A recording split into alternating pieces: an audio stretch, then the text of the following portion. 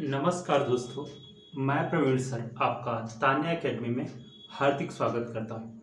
कल हमने पाषाण काल के बारे में कुछ मोटी मोटी चीज़ों को डिस्कस किया था, जिसके बारे में हमें आज थोड़ा अच्छे से जानकारी प्राप्त करनी है। जैसे कि मैंने आपको कल बताया था कि पाषाण काल का जनक या प्रागैतिहासिक काल का जनक रॉबर्ट ब्रूसफुट को माना जाता है। रॉबर्ट ब्रूसफुट को माना जाता है। क्यों माना जाता है? क्योंकि उन्होंने ही सर्वप्रथम 1863 ईस्वी में मद्रास के समीप पल्वरम नामक स्थान से कुछ पाषाण उपकरण प्राप्त किए थे, जिन्हें क्या कहा जाता है? हैंड एक्स उपकरण कहा जाता है। इसीलिए रॉबर्ट ब्रूसफुट को प्रागैतिहासिक काल का जनक कहा जाता है।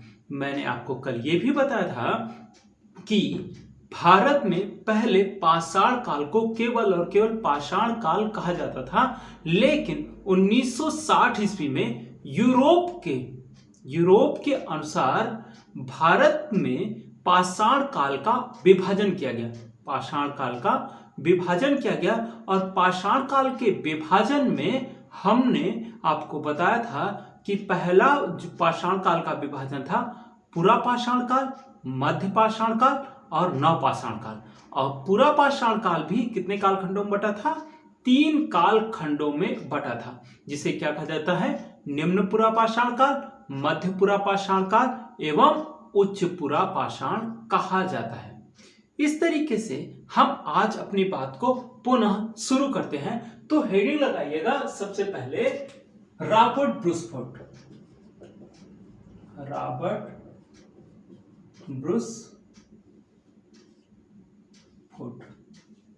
ऊपर जो हेडिंग है वो डालिएगा पाषाण काल।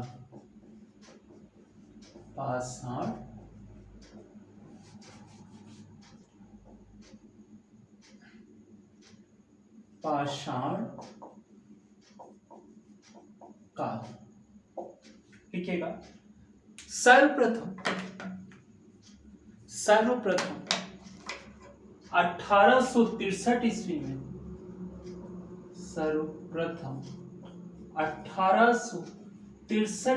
में मद्रास के समीप पल्वरम नामक स्थल से रॉबर्ट ब्रूसफुट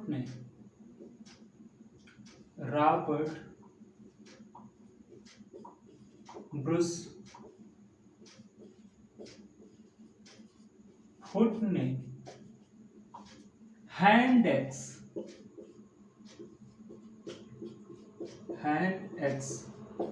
उपकरण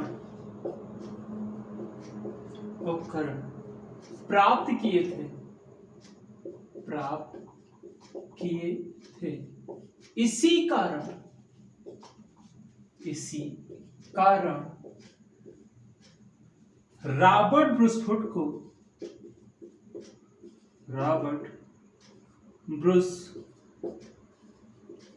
को प्रागैतिहासिक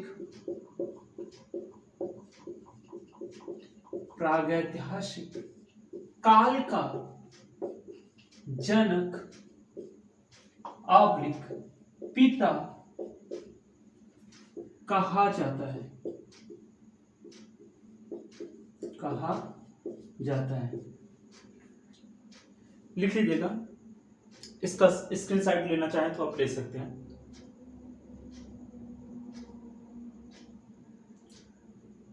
ठीक है, हम देखेंगे इसके बारे में। हम किसका अध्ययन कर रहे हैं? पाषाण काल में। और पाषाण काल में किसका? निम्न पुरा पाषाण काल के बारे में हम जानकारी को इकट्ठा कर रहे हैं। और इसमें मैंने आपको बताया था कि मानव का जीवन क्या है? मानव का जीवन बिल्कुल असभ्य था। क्या है? मानव का जीवन बिल्कुल असभ्य था और मानव जंगलों में निवास करता था। कहाँ निवास करता था? जंगलों में निवास करता था। और जंगल में जब निवास करता था तो उसमें और जानवरों में बहुत ज्यादा फर्क देखने को नहीं मिलते हैं। और मानव जीवन जो था वह खानाबदोश पर आधारित था। किस पर? खानाबदोश पर आधारित था। या ये कह लीजिए कि मानव जीवन में जो खाने के लिए प्रयोग किया जाता था वह किस पर आधारित था? आखेट या शिकार पर आधारित था। अब तक कई बार क्वेश्चन पूछा गया है कि पूरा पाषाण काल या निम्न पूरा पाषाण काल में मानव जीवन कैसे सर्वाइव या जीता था, तो किस पर आधारित था? वह आखेट पर या शिकार पर आधारित था। मानव उस समय खाद्य उपभोक्ता था। क्या था? मानव उस समय खाद्य उपभोक्ता था, ना कि मानव उस समय खाद्य उत्पादक था। ध्यान देने वाली बात है, आपसे क्वेश्चन पूछा जा सकता है कि पूरा पाषाण काल में मानव खाद्य उपभोक्ता था, या सही है या गलत। दूसरा पूछा जा सकता है, मानव पूरा पाषाण काल में खाद्य उत्पादक था या नहीं। तो हम इस दोनों चीजों को लिख के चलेंगे। लिखेगा,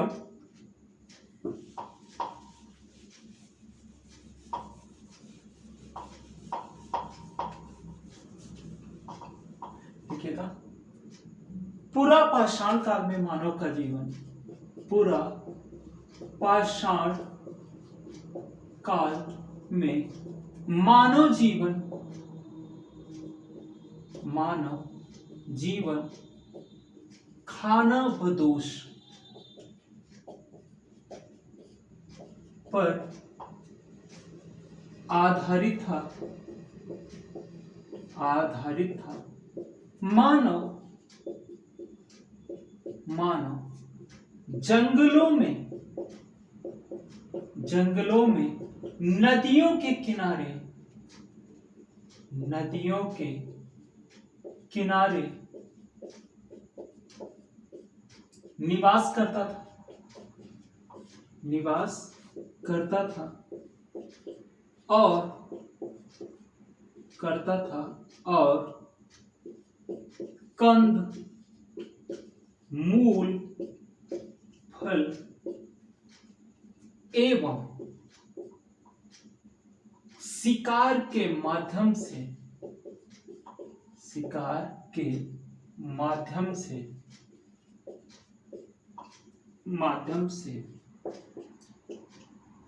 कच्चे मांस को खाता था। इसका स्क्रीनशॉट ले लीजिएगा या फिर लिख लीजिए। ठीक है, ये चीजें हो गई। अब मैंने आपको कल बताया था पाषाण काल में क्या है, पूरा पाषाण काल में मैंने आपको दो संस्कृतियों के बारे में बताया था। दो संस्कृतियों के बारे में बताया था, जिसमें से दो संस्कृतियां जो थी, पहले थी सोहन संस्कृति। क्या थी? सोहन संस्कृति। और दूसरी थी दक्षिण भारत की संस्कृति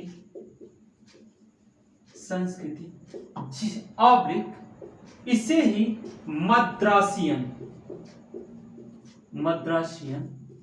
संस्कृति भी कहा जाता है।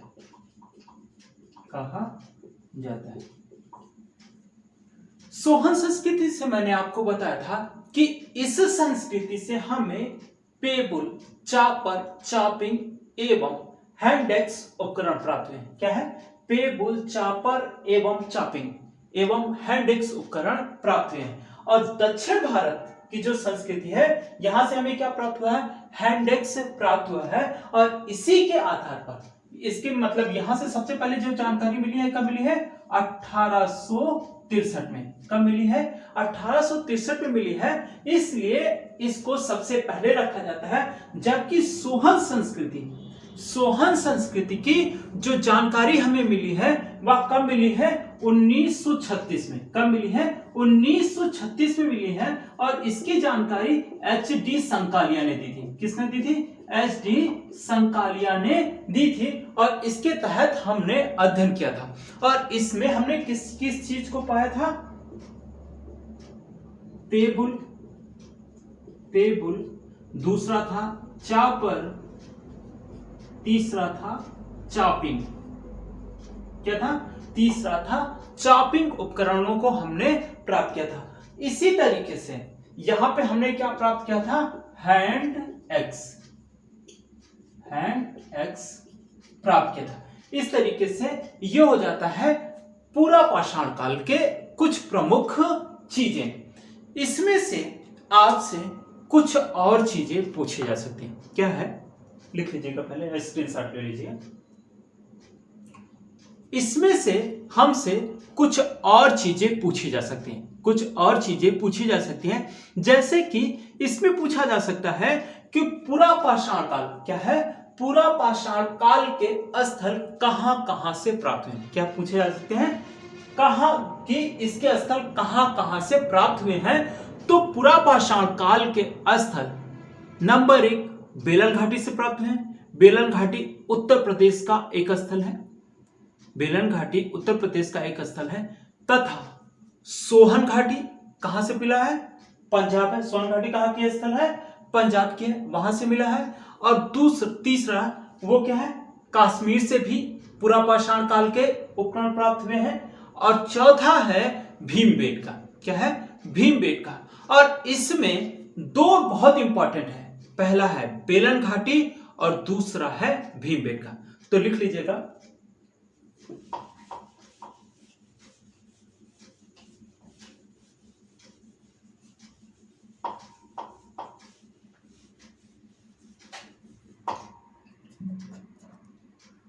पूरा पाषाण काल के प्रमुख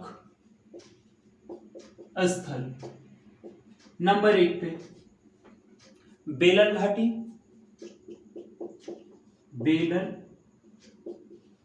घाटी, दूसरा कश्मीर,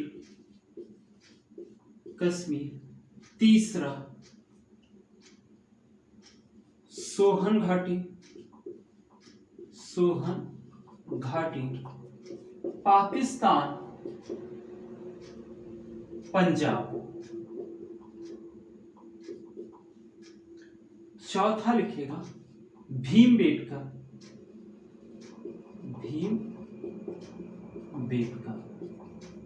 एमपी, मध्य प्रदेश। इन चारों स्थलों में हमसे दो चीजें बहुत इंपॉर्टेंट से पूछी जाती हैं।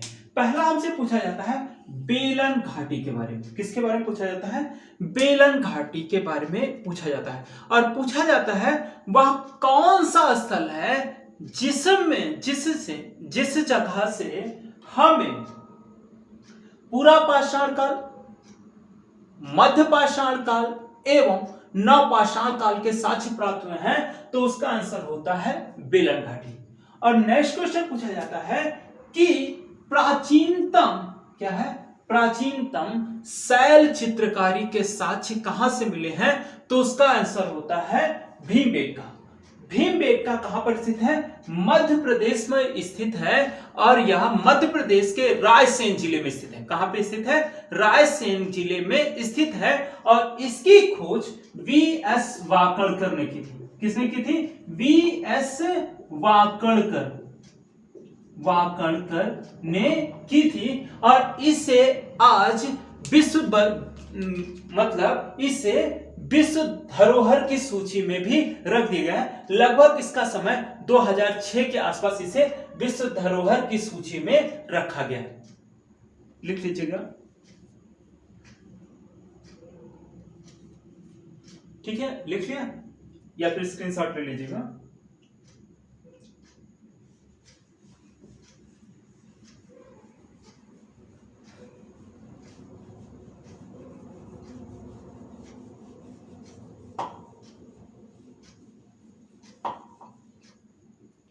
नेक्स्ट हम पढ़ेंगे इसी के मतलब पूरा पाषाण काल में ही मध्य प्रदेश के हथनौरा नामक स्थान से, मध्य प्रदेश के हथनौरा नामक स्थल से हमें होमो इरेक्टस, क्या है, होमो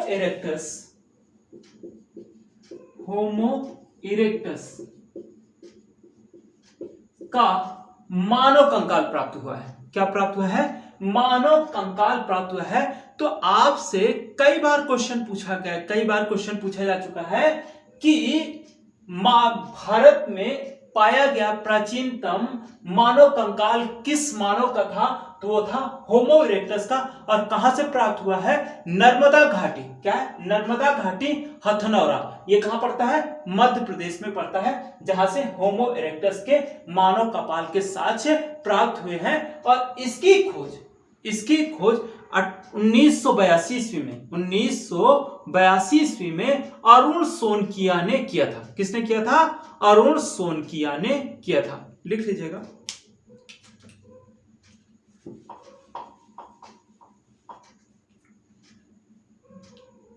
पूरा पाषाण काल में नर्मदा नदी घाटी हथनौरा, नर्मदा नदी घाटी से हथनौरा नामक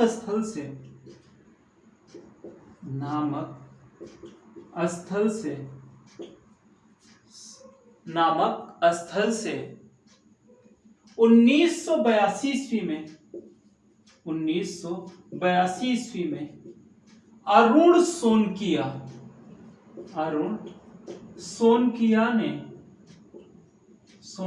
ने एक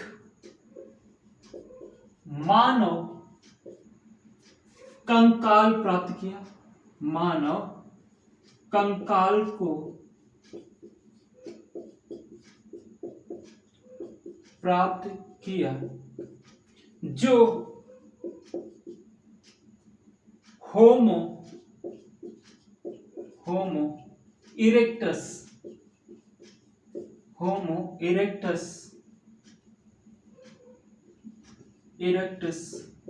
मानव का था। लिख लीजिएगा।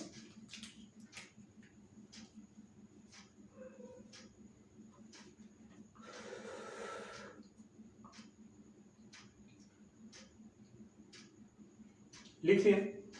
अब आपसे एक क्वेश्चन और पूछा गया है पीसीएस 2002 में। क्या है? पीसीएस 2002 में क्वेश्चन पूछा गया है कि इसामपुर, क्या है, इसामपुर कहां पर स्थित है? क्या पूछा गया है? इसामपुर कहां पर स्थित है और ये किस काल का स्थल है? यह किस काल का स्थल है? तो इसामपुर कर्नाटक में स्थित स्थल है जो पूरा पाषाण काल से संबंधित है। तो लिख लीजिएगा।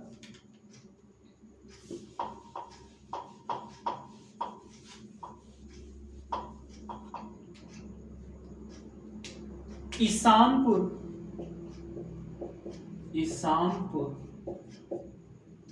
पूरा पाषाण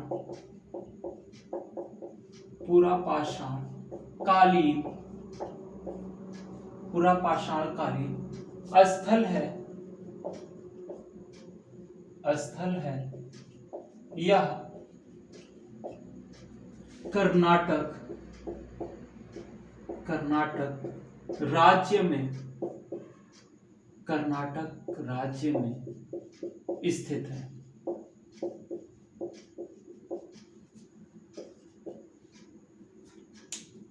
लिख लीजिएगा।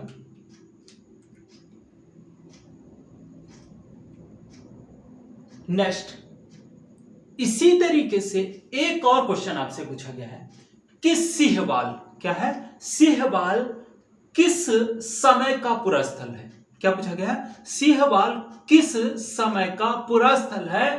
तो यह है पूरा पाषाण ये किस समय का स्थल है? तो पुरा पाषाण काल का स्तर है। लेकिन आपसे यही चीज पूछेगी गई कि सिंहवाल कहां का स्थल है, मतलब किस समय का स्थल है? तो पुरा पाषाण कालीन स्थल है। लेकिन आपसे यह पूछा जा सकता है, जैसे कि इसके बारे में, इसामपुर के बारे में पूछा, कहां पर स्थित है? कर्नाटक राज्य में स्थित है। उसी तरीके से आपसे एक क्वेश्चन और पूछा जा सकता है कि सिंहवाल कहां पर स्थित है? तो सिंहवाल मध्य प्रदेश में स्थित है। लिखिएगा सिंहवाल, सिंहवाल पुरा पाषाण कालीन स्थल है। यह मध्य प्रदेश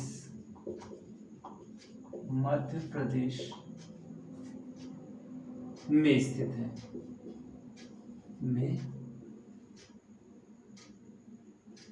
है, लिख लीजिएगा। देखिएगा, अब तक मुझे जो इंपॉर्टेंट लगे या फिर आने वाले एग्जाम में जो क्वेश्चन आपसे पूछे जा सकते हैं, मैंने उसके अनुसार आपको पुरा पाषाण काल के बारे में बता दिया है। क्या है?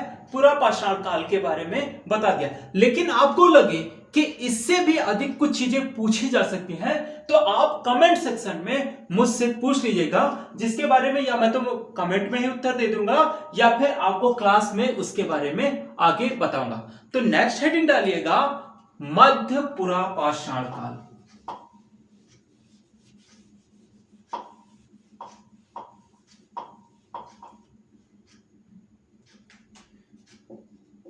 मध्य पुरा पाषाण काल डाल लीजिए। ठीक है, जैसे कि मैंने आपको बताया था कि मध्य पुरा पाषाण काल में कुछ और चीजें नहीं मिलती, बल्कि जो पुरा पाषाण काल क्या है, निम्न पुरा पाषाण काल में जो चीजें मिली हैं वही डिट्टो यहां पे भी मिलती हैं। लेकिन यहां पर फलकों की अधिकता के कारण, क्या है, फलकों की अधिकता के कारण मध्यपुरा पाषाण काल को फलक संस्कृति के नाम से भी जाना जाता है। और फलक संस्कृति, इसका नाम किसने दिया था? तो एक विद्वान है जिन्होंने दिया था, उनका नाम है एच.डी. संकालिया ने। तो लिखिएगा फलकों की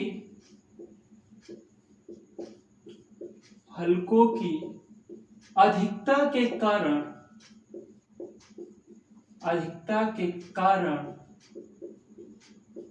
एच.डी. संकालिया ने मध्यपुरा पाषाण काल को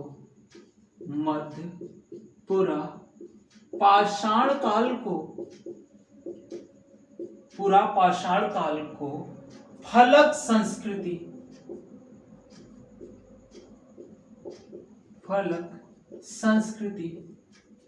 के नाम से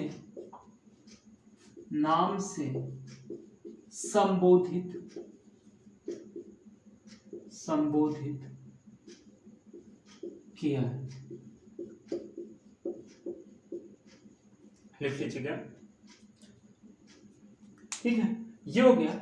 जैसे कि मैंने बताया कि यहाँ पर और कुछ चीजें नहीं, वही चीजें डिट्टो कॉपी हो रही हैं। और हमारे यहाँ अब लेस्ट, मतलब कि पुरा पाषाण काल में हम जो अंतिम अवस्था है जिसको हम पढ़ते हैं, उच्च पुरा पाषाण काल, इसके बारे में हम डिस्कस करेंगे।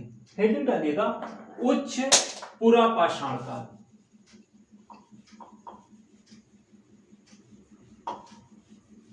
उच्च पुरा पाषाण काल,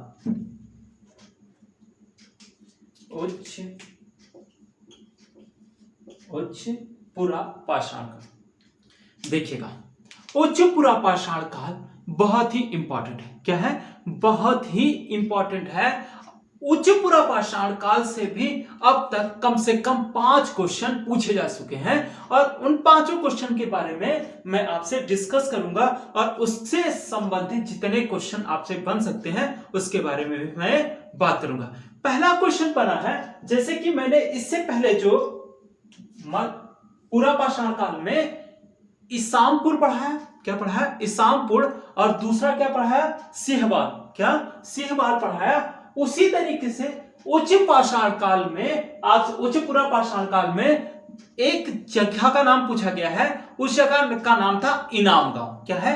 इनाम गांव। और पूछा गया है कि इनाम गांव कहां का स्थल है। क्या पूछा गया है? इनाम गांव कहां का स्थल है? तो यह स्थल कहां का है? उच्च पूरा कहां का है? महाराष्ट्र का है। और किस समय का है? उच्च पूरा पाषाण काल का स्थल है। तो लिखिएगा इनाम गांव, इनाम गांव उच्च पूरा पाषाण काल का, पाषाण काल का स्थल है, स्थल है। यह महाराष्ट्र, महाराष्ट्र में स्थित है, महाराष्ट्र में स्थित है। लिख लिया? नेक्स्ट, इसमें उच्च पुरा पाषाण काल में मैंने आपको बताया कि पुरा पाषाण काल में क्या पाया गया है? बेलन घाटी से पुरा पाषाण काल या निम्न पुरा पाषाण काल के साक्ष्य पाए गए हैं। वहां पर मैंने आपको बताया था पेबुल उपकरणों के साक्ष्य वहां से प्राप्त हुए हैं। जबकि उच्च पुरा पाषाण काल से आपसे क्वेश्चन पूछा गया है कि बेलन नदी घाटी, बेलन नदी घाटी के लोहंगदा नाला, क्या है? लोहंदा नाला नामक स्थल से क्या प्राप्त हुआ है? अस्थि निर्मित मातृ देवी की मूर्ति प्राप्त हुई है, जिसके बारे में आपसे पूछा गया। और बेलन नदी घाटी कहां पड़ती है?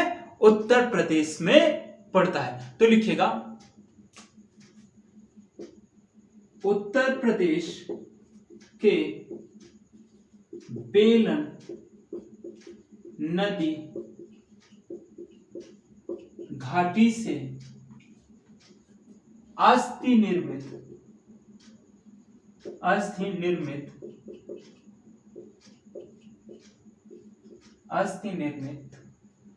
मातृ देवी, मातृ देवी की प्रतिमा प्राप्त हुई है, प्राप्त हुई है। लिख लीजिएगा।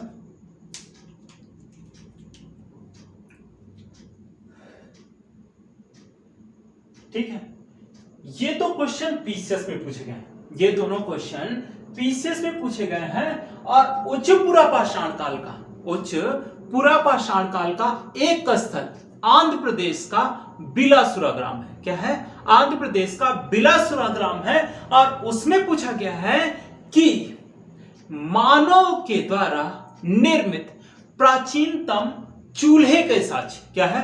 प्राचीनतम चूल्हे के साक्ष्य कहां से प्राप्त हुए हैं? तो आंध्र प्रदेश के बिलासुरा ग्राम से प्राप्त हुए हैं, जिसके बारे में किसमें पूछा गया है?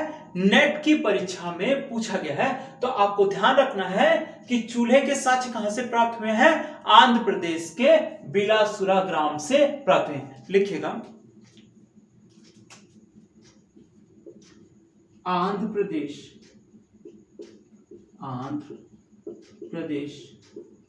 के बिलासुरा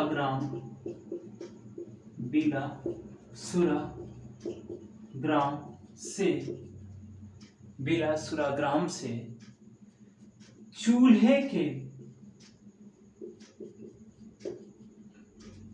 प्राचीनतम साक्ष्य प्राप्त हुए। ठीक है,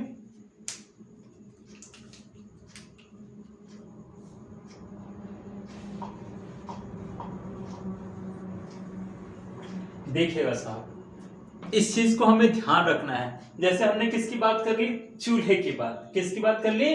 चूल्हे की बात कर ली। और मैंने इससे पहले आपको बताया था, इससे पहले मैंने आपको बताया था कि पूरा पाषाण काल का मानव आग के बारे में, मतलब कि पूरा पाषाण काल का मानव मांस कैसा खाता था? कच्चा खाता था। कैसे खाता था? कच्चा खाता था। लेकिन यहां पर किसकी बात हो रही है? चूल्हे की बात हो रही है। तो इस समय हमें चूल्हे के साथ एक अपवाद स्वरूप मिल जाता है। इसमें हमें उच्च पुरा पाषाण काल में आग की जानकारी तो हो जाती है। क्या है? आग की जानकारी तो हो जाती है, लेकिन उसके प्रयोग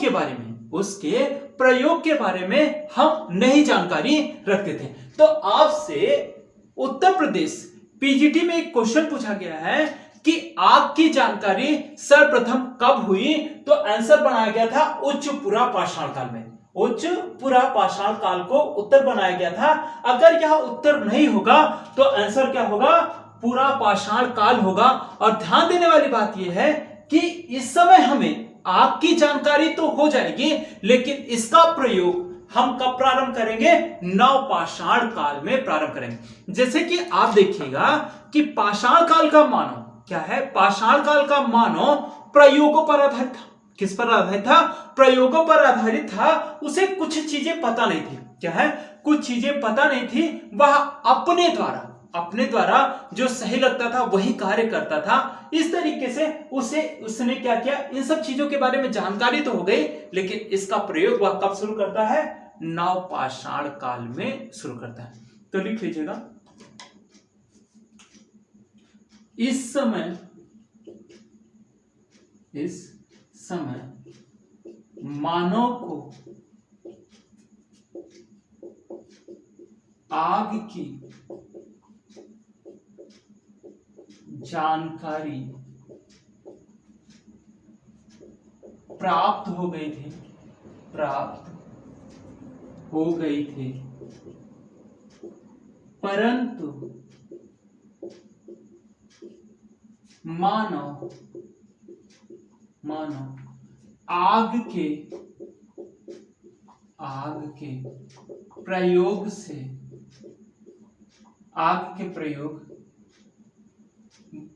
के प्रयोग के बारे में नहीं जानता था।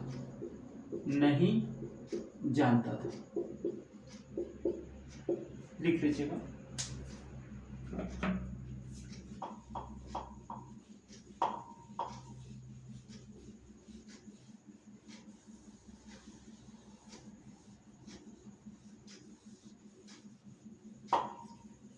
देखिएगा, मैंने आपको जितनी चीजें बताई उससे आपके क्वेश्चन होने की संभावना पूरी तरीके से है।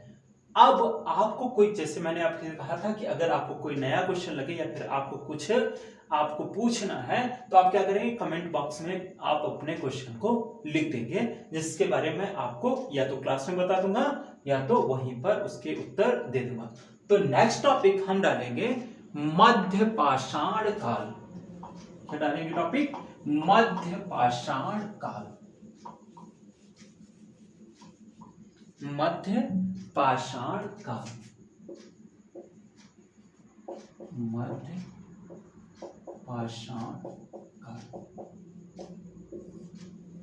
ध्यान देने वाली बात यह है, मध्य पाषाण, इसे मध्य पाषाण काल क्यों कहते हैं?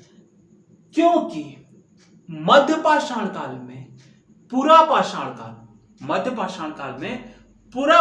काल और नवपाषाण काल दोनों की प्रॉपर्टी पाई जाती है। क्या है? दोनों की प्रॉपर्टी पाई जाती है मध्य पाषाण काल में। हम देखेंगे कुछ चीजें पूरा पाषाण काल की पाई जाएंगी और कुछ चीजें कहां की पाई जाएंगी? नवपाषाण काल की पाई जाएंगी। इसलिए मध्य पाषाण काल को संक्रमण काल की संज्ञा दी जाती है। जैसा कि उत्तराखंड असिस्टेंट प्रोफेसर में पूछा गया है कि किस काल को संक्रमण काल कहा जाता है? किस काल को संक्रमण काल कहा जाता है? तो मध्य पाषाण काल को क्या कहा जाता है? संक्रमण काल कहा जाता है। लिखिएगा, मध्य पाषाण काल मध्य पाषाण काल में, मध्य पाषाण काल में पुरा पाषाण काल, पुरा पाषाण काल एवं नव पाषाण काल, नव पाषाण काल के साक्ष्य पाए जाने के कारण, पाए जाने के कारण इसे संक्रमण काल, संक्रमण काल भी कहा जाता है। लिख लीजिएगा।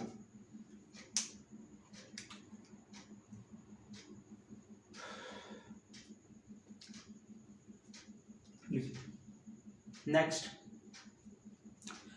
मध्य पाषाण, मध्य पाषाण काल की जानकारी भारत में, कहां पे, भारत में सर्वप्रथम C.L. कार्लाइल ने दी थी। किसने दी थी? C.L. कार्लाइल ने दी थी। इसलिए C.L. कार्लाइल को भारत में मध्य पाषाण काल का जनक भी कहा जाता है। क्या कहा जाता है? मध्य पाषाण काल का जनक भी कहा जाता है। और इन्होंने विंध्य क्षेत्र से, कहां से? विंध्य क्षेत्र से कुछ छोटे उपकरण, क्या है? कुछ छोटे उपकरण प्राप्त किए थे। इसीलिए इस काल को माइक्रोलिथिक एज या सूक्ष्म पाषाण काल के नाम से संबोधित किया जाता है। लिख लीजिएगा।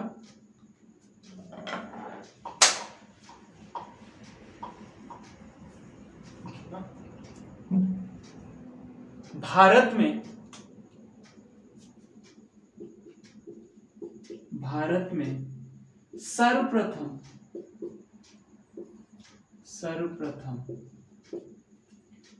C.L. कार्लाइल ने, C.L. कार्लाइल ने 1867 ईस्वी में, 1867 ईस्वी में विंध्य क्षेत्र से, विंध्य क्षेत्र से कुछ सूक्ष्म पाषाण उपकरण खोज निकाले, जिस कारण C.L. कार्लाइल को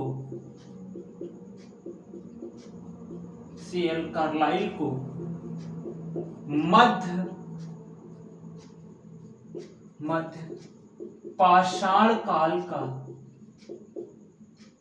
का जनक कहा जाता है, लिख लीजिएगा।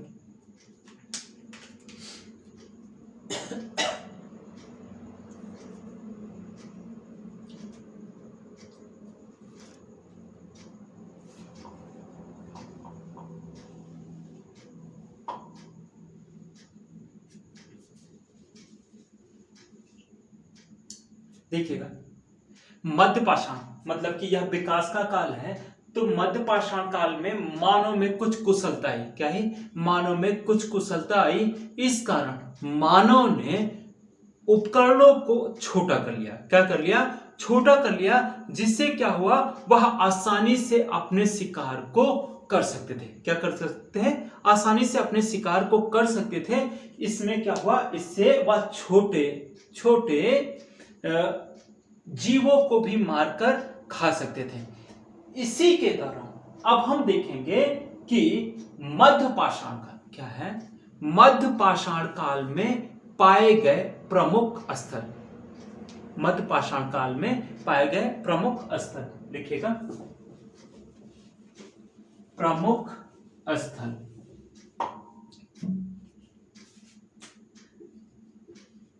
प्रमुख स्थल, प्रमुख स्थलों में हम सबसे पहले क्या है, सबसे पहले गुजरात के लंगनाच को पढ़ते हैं। किसको पढ़ते हैं? गुजरात के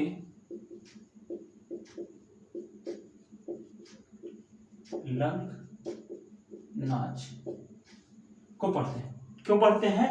क्योंकि आपसे पूछा गया है कि सर्वाधिक, क्या पूछा गया है, सर्वाधिक मानव नरकंकाल कहां से प्राप्त हुए? क्या पूछा गया है? सर्वाधिक मानव नरकंकाल कहां से प्राप्त हुए हैं? तो यहां पर ऑप्शन किसको रख के पूछा है? लंघनाच को रख के पूछा गया है। और यहां से नरकंकालों की जो संख्या प्राप्त हुई है उसकी संख्या कितनी है? 14 है। तो आपको यह ध्यान रखना है कि गुजरात का जो लंघनाच स्थल है वहां से क्या पाया गया है? 14 नरकंकाल प्राप्त हुए हैं। तो लिख लीजिएगा, गुजरात के लंघनाच से 14 मानव नरकंकाल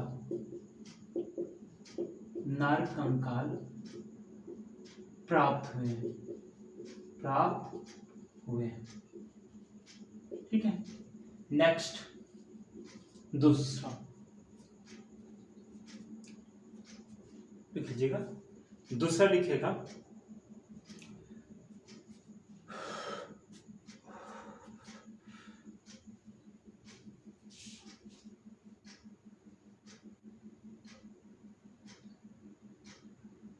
दूसरा लिखिएगा उत्तर प्रदेश का लेखहिया। क्या? उत्तर प्रदेश का लेखहिया। ये क्वेश्चन भी बना है कि सर्वाधिक मानव कंकाल कहां से प्राप्त हुए हैं? तो इसका आंसर बनाया था लेखहिया। क्या बनाया था? लेखहिया। और यहां से कितने पाए गए हैं मानव कंकाल? 17 मानव कंकाल प्राप्त हुए हैं। तो हमको ये ध्यान रखना है, हमको क्वेश्चन सॉल्व करने के दौरान ये ध्यान रखना है कि ये देखना है कि ऑप्शन में क्या रखा गया है और हमको किसके अनुसार आंसर देना है। अगर लेखैया के बारे में पूछ रहा होगा तो वो पूछेगा 17 नरकंकाल के बारे में, और लंघनाच के बारे में पूछ रहा होगा तो 14 मानव नरकंकाल के बारे में पूछ रहा होगा। और लेखैया कहां प्राप्त होता है? लेखैया कहां पर है? उत्तर प्रदेश में प्राप्त होता है। ठीक है, नेक्स्ट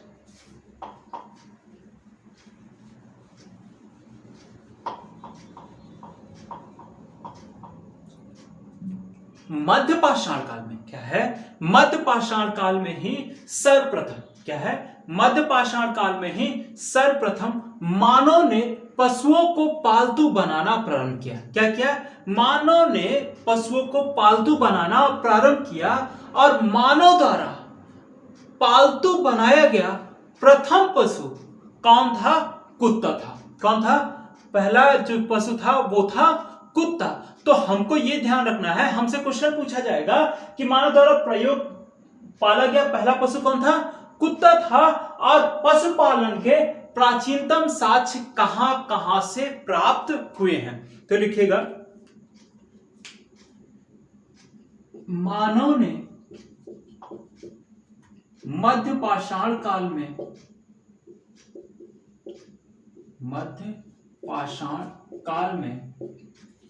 पशुपालन प्रारंभ किया। पशुपालन प्रारंभ किया।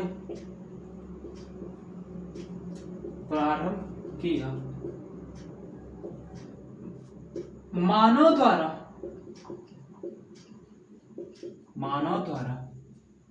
पाला गया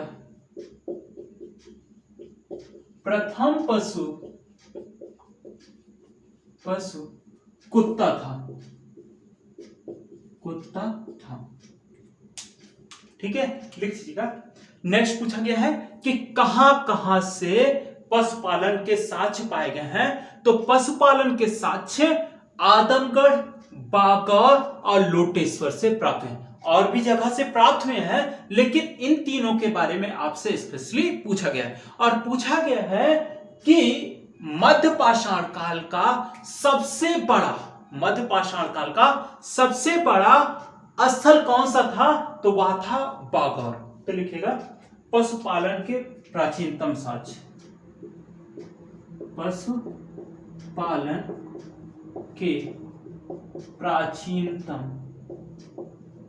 प्राचीनतम साक्ष्य। नंबर 1 पे लिखिएगा आदमगढ़, दूसरा लिखिएगा बागौर, और तीसरा लिखिएगा लोटेश्वर। बागौर राजस्थान में है,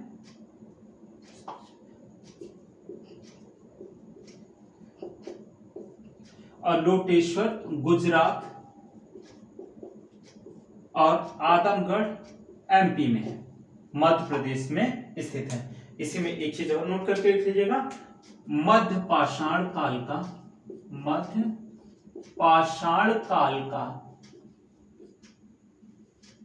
सबसे बड़ा स्तर,